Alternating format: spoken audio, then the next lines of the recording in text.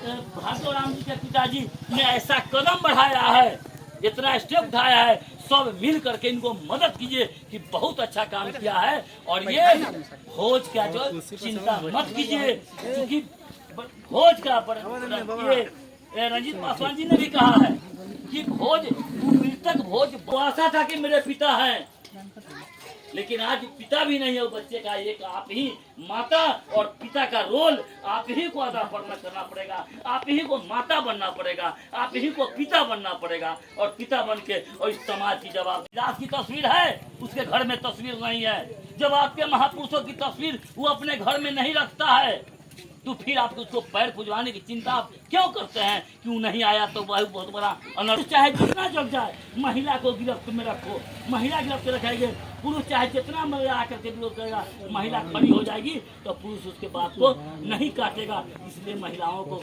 जो सबसे ज्यादा तीज त्योहार व्रत में महिलाओं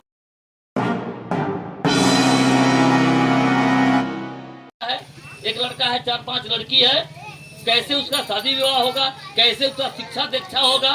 क्या वो अनपढ़ रह जाएगा बच्चा? पैसा के अभाव में सरकारी विद्यालय में क्या शिक्षा की व्यवस्था है आप जान रहे हैं? उसके बच्चे कैसे पढ़ेंगे? ऐसा नहीं हो, आने वाले समय में जब वो बच्चे सियान होंगे तो अपने आप को महसूस करेंगे कि शायद मेरे पिताजी अगर होते तो हम अनपढ़ नहीं होते। ये चिंता होगी बच्चे को जब होश आएगा। अभी अनपढ़ है, अभी नहीं पता है, इसको अबोध है, लेकिन जब सियाना होगा तो जरूर सोचेगा कि मेरे पिता अगर छोटे बाल अवस्था में अगर नहीं मरे होते तो हम भी पढ़े लिखे होते। ये चिंता करेगा, ये सोचेगा और एक न एक दिन समाज को दोष देगा। तो हम अपने समाज के लोगों से ये कहना चाहेंगे कि आप इन बच्चों की चिंता कीजिए। और जब भार्गवराम की जी जो विधवा हैं, मैं उनसे भी कहना चाहूंगा कि आपको इस दुख की घड़ी में क्षण में देते, 1 दिन 2 दिन के लिए आपके साथ कोई आएगा, कोई रहेगा, आपको धैर्य आपको रखना पड़ेगा। अगर आप धैर्य नहीं रखिएगा तो उस बच्चे का धैर्य टूट जाएगा, क्योंकि बच्चे का वो आशा था कि मेरे पिता हैं, लेकिन आज पिता भी नहीं है वो बच्चे का, एक आप ही माता और पिता का रोल आप ही को अदा करना पड़ेगा, आप ही को माता बनना पड़ेगा, आप ही को पिता बनना पड़ेगा। और पिता बन के और इस समाज की जवाबदेही होगी कि बच्चे की शिक्षा सही ढंग से हो, जवाबदेही होगी। अगर ऐसा नहीं करते हैं, कोई दास की तस्वीर है, उसके घर में तस्वीर नहीं है। जब आपके महापुरुषों की तस्वीर वो अपने घर में नहीं रखता है, तो फिर आप उसको पैर पुजवाने की चिंता आप क्यों करते हैं? क्यों नहीं आया तो वह बहुत बड़ा अनर्थ हो गया। इसकी चिंता आपको नहीं करना चाहिए था और नहीं कीजिए। संत रैदास की जो विचारधारा है उस विचारधारा को मानिए। रैदास की पूजा मत कीजिए। मैं यादव हूँ, हमारे समाज में यहाँ पर जितने हैं सब मतलब यादव हैं, पासवान हैं, यानी गैर चमार हैं, चमार जाति के यहाँ पर सामने कोई नहीं बैठा। और ये सबके घरों में जाके देखिए तो संत रैदास की तस्वीर है। आपको लग रहा होगा कि संत रैदास आपके भगवान थे, ये आपकी भूल है। आपके भगवान वो नहीं थे, वो संत रैदास अगर थे तो हमारे भगवान थे। मैं यादव हूँ तो मेरे भगवान थे, क्योंकि उनकी लड़ाई शूद्रों की लड़ाई थी, उनकी लड़ाई चमारों की लड़ाई नहीं थी। लेकिन चमार जाति में सिमट करके उसी ब्राह्मणों ने चमार जाति में सिमट के और उनको हमसे अलग कर दिया और आपसे उसको पूजवा दिया। आपसे साल में, क्योंकि वो पूजा नहीं करवाता आपसे, तो आप उसकी विचारधारा को अपना लेते। बड़ी साजिश है उसमें कि ब्राह्मणों ने और संत रैदास की पूजा नहीं करवाता तो आप उनकी विचारधारा को मान लेते, और जब उनकी विचारधारा को मान लेते तो ब्राह्मणी कोई कर्मकांड नहीं करते। आज पूरे समाज में इस तरह की व्यवस्था रहता। ब्राह्मणों ने उनको आपको पूजा करवा दिया, लेकिन उनको विचारधारा को आपके घर में प्रवेश नहीं करने दिया गया। तो आप इस तरह से अगर आप संत रैदास की पूजा करते हैं, अगर उनकी विचारधारा को नहीं मानते हैं, तो संत रैदास का सम्मान नहीं अपमान होगा।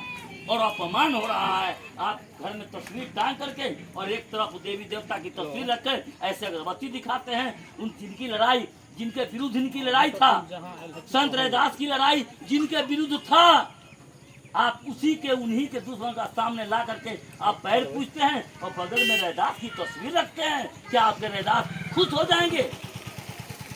1950 के पहले कहाँ था कोई? आप कहाँ थे? क्या स्थिति थी आपकी? आप जरा सोचिए क्या स्थिति थी आपकी। ये बाबा साहब भीमराव जैसे अम्बेडकर जैसे लोग, महान लोग अगर नहीं आए होते तो आपकी दशा नहीं सुधरी होती। आज कुर्सी पर बैठे हैं, आज चमार खाते भी हैं, कहीं कहीं खाने भी लगे हैं। खैर हम लोग तो जातिवाद मानते नहीं है, हम तो एक वंश के मानते हैं। हमने कभी नहीं माना, मैं यादव हूँ, मैं कभी नहीं माना कि ये नीचा है। हमारे विचारधारा के जितने लोग हैं, भारतीय मूल्यवादी सांस्कृतिक मंच के जितने लोग हैं, हम आपको परिवार का सदस्य मानते हैं, हम एक वंश का मानते हैं। इसलिए कि मुझे इतिहास पता है, मुझे पता है कि आप कौन हैं। आप दूसरा नहीं है, हम सब एक वंश के लोग हैं, एक वंश के लोग थे। लेकिन ये मनुवादियों ने देखा कि ये 85% लोगों पर राज कर कैसे होगा, तो आपने जाति व्यवस्था बना के किसी ऊंच नीच बना करके छुआछूत फैला दिया, इतनी दूरी बना दिया कि बेटी रोटी का संबंध खत्म कर दिया, उठना बैठना बंद कर दिया, खाना पीना बंद कर दिया। आज कितनी नीच का स्थिति है समाज में बना दिया।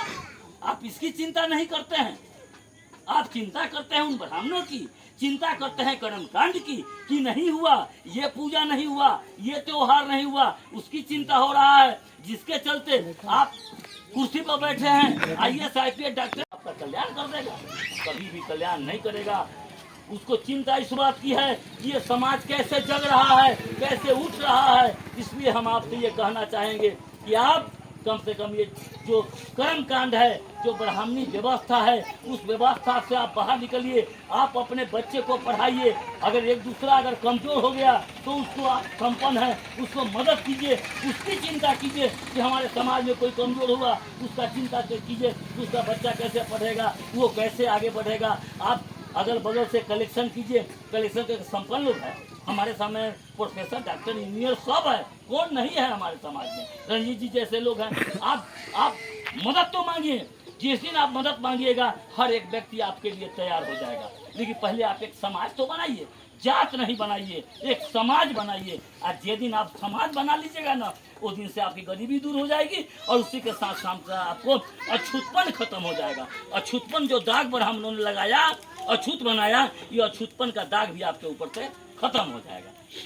इसलिए आपको जगना पड़ेगा। ये बार बार यहाँ कार्यक्रम होता है, तीसरी बार चौथी बार कार्यक्रम है। आज के डेट में एक एक घर से ये ब्राह्मणवाद की खत्म हो जानी चाहिए थी।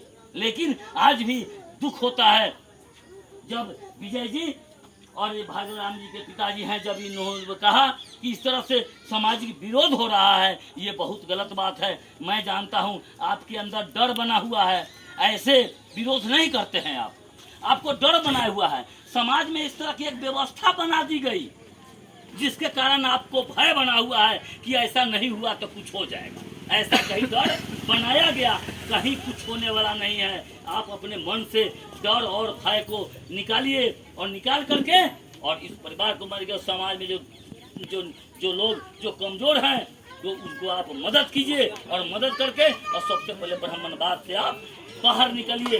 इन महापुरुषों की विचारधारा है, जिस महापुरुषों की विचारधारा को ब्राह्मणों ने समाप्त कर दिया, हम इनकी विचारधारा को जगाने का काम करते हैं। हम समाज में आते हैं, सुभाष जी ने कहा है कि हम एक पैसा नहीं लेते हैं। आकर के इन महापुरुषों के बदौलत आज हमको इतना इस तरह से कुर्सी पर बैठने का मौका मिला है। इस तरह से हम आपको भी बनाना चाहते हैं कि आप भी आइए और हमारे साथ उठ करके समाज तैयार कीजिए, इन महापुरुषों का समाज तैयार कीजिए, ताकि हमारे समाज का विकास हो। हमारे समाज में जो जातिवाद है, जो छुआछूत है, जो ऊंच नीच है, वो समाप्त हो सके। और जब तक वो समाप्त नहीं होगा हम कभी भी अपने आप को विकास नहीं कर पाएंगे। हम चाहे जितना भी पढ़ लिख लें, जितना भी कुछ कर लें, हम आगे कहीं कुछ नहीं कर पाएंगे।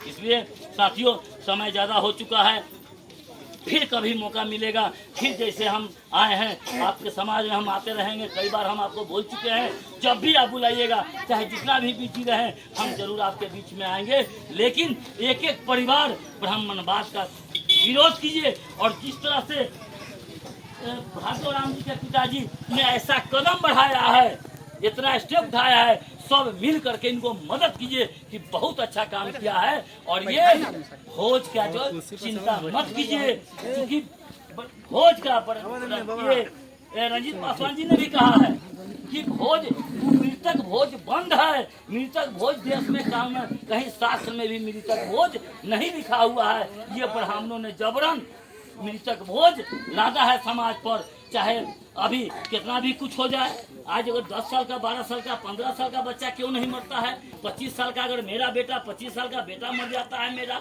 तो हम घर से बाहर जब निकलते हैं कफन के लिए तो एक एक व्यक्ति सुनता है कि भाई कौन मर गया, तो आपका बेटा मर गया, तो सबको चिंता होती है, आहा आपका बेटा मर गया, बड़ी दुख की बात है, बहुत अब धैर्य रखिए। ये इस तरह से करके हमको समझाता है। लेकिन जैसे ही 10-12 दिन बीतता है, 10-12 दिन के बाद कहता है कि कुछो का नाम पर खिया दो।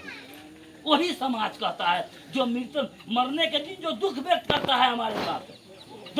दूसरा तरफ उसी समाज के लोग कहता है कि तनी गरम गरम पूरी लई, शर्म लगे, डूब मरना चाहिए ऐसे समाज को। गरम पूरी लई है तनी, एक तरफ छाती पीट रहा है, एक तरफ कहता है कि तनी गरम पूरी लई है, तन का बुनिया और रखा। अपने आप में गलानी होनी चाहिए कि नहीं, मतलब इस तरह की व्यवस्था का हम विरोध करेंगे, इस तरह की व्यवस्था को जड़ से समाप्त करेंगे। और जब तक जड़ से समाप्त नहीं करेंगे अपने समाज का समाधान नहीं कर सकते हैं, विकास नहीं कर सकते हैं। और इसके लिए हमें महिलाओं की जरूरत है। जब तक महिलाएं भी टंगा अड़ा देती है, जब पुरुष जब कदम बढ़ाते हैं तो महिलाएं टांग अड़ा देती है कि ना परंपरा है, ई कम्बा कर ही के होते। इसलिए हम महिलाओं से कहना चाहेंगे कि आपके घर में अगर पुरुष नहीं भी जगे हो तो आप कम से कम जग जाइए, और आप जग के आप विरोध कीजिए कि हम आपकी व्यवस्था को नहीं मानेंगे, हम अपने जो महापुरुषों की व्यवस्था है उस व्यवस्था को मानेंगे, आपकी बात को नहीं मानेंगे। जिस दिन हमारे समाज की महिलाएं जग गई उस दिन समाज में बहुत जल्दी परिवर्तन हो जाए। यदि महिलाएं जग गई, यदि महिलाएं आगे निकल गई, इसलिए महिलाओं को कर्म कांड में सबसे ज्यादा विलुप्त किया गया।